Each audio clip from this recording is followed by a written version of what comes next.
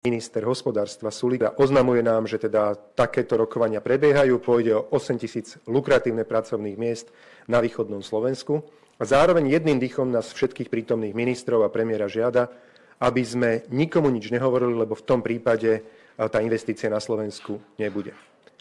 Od toho momentu neuplynulo asi ani 30 minút a Richard Sulík na tlačovke dole pred médiami hovorí: na východné Slovensko pribudne investícia Bosch. Je to vo finálnej fáze, nie je to ešte úplne podpísané, ale pribudne tam takáto investícia. V priebehu septembra očakávame, že požiadajú o investičnú pomoc 37 miliónov eur, zamestnajú 8 000 ľudí. My sme na vláde, všetci ostatní, čo sme tam, na seba pozerali jak puci. Nechápali sme, tým momentom sa všetko zrútilo, lebo priamo nesmia dozvedieť vopred odborári.